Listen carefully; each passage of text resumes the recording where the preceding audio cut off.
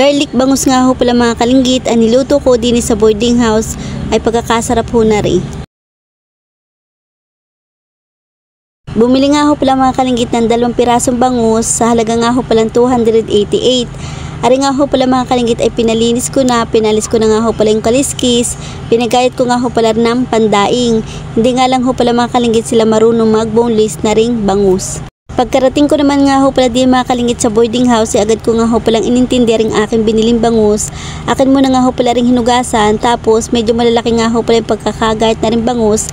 Akin muna nga ho palang hinati sa gitna, tapos hinugasan ko nga ho pala ulit ng mabuti. Pagkatapos ko nga ho pala rin mahugasan na rin bangus, ay naglagay naman ho ako dyan ng asin, tapos maglalagay din nga ho pala tayo dyan ng paminta.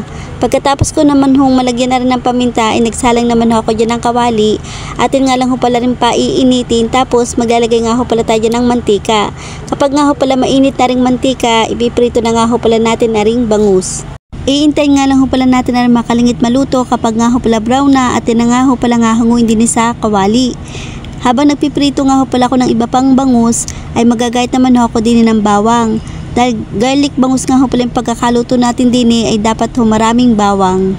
Dahil luto na nga ho pala mga kalinggit yung bangus, ay magigisa naman ho tayo ng bawang.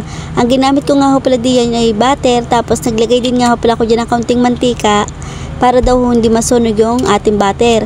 Kapag nga ho pala tunaw na, ilalagay na ho natin yung bawang, tapos igigisa-gisa lang ho natin hanggang sa maging brown.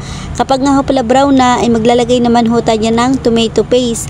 Atin nga lang ho pala rin tutunawin. Kapag nga ho pala tunaw na, isusunod naman ho natin ilagay aring oyster sauce, tapos maglalagay din nga ho pala tayo ng umami at paminta. Halu-haluin lang ho natin ng mabuti. Tapos maglalagay nga ho pala tayo ng Sprite. Tapos maglalagay nga ho pala ko dyan ng konting asin, haluin lang ho natin ng mabuti at iintayin lang ho pala natin na rin kumulo. Kapag nga ho pala nakulo na yung sabaw, ilalagay na ho natin na rin mga bangus.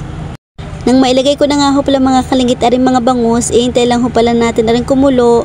Dahil luto na naman ho aring bangus at naprito ko na, iintayin lang ho pala natin kumati aring sabaw. Tapos maglalagay nga ho pala ko dyan ng sili para naman ho medyo mahalang-halang aring ating niluluto.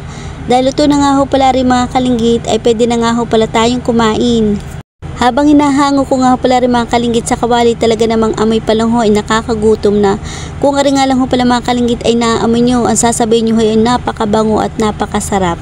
Kaya nga ho pala mga kalinggit, marami ako nilutong bangus. Ang kasabay ko nga ho pala din kumain, yung mga katrabaho ko nga ho pala.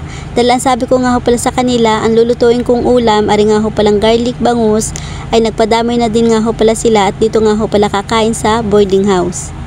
Dahil luto na nga ho pala rin mga kalinggit, ay pwede na nga ho pala tayong kumain.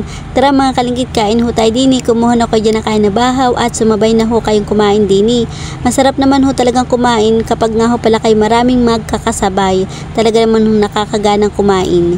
Yung tipo nga ho pala mga kalinggit na habang kayo kumakain ay nag-aagawan pa ho kayo sa pagkain. First time ko din nga ho pala mga kalinggit magluto na rin garlic bangus. Kahit naman ho first time, abay masarap naman ho ari at madami ho kaming nakain na kanin. Ay siya, hanggang dito na lang ho. Bukas ulit. Bye bye!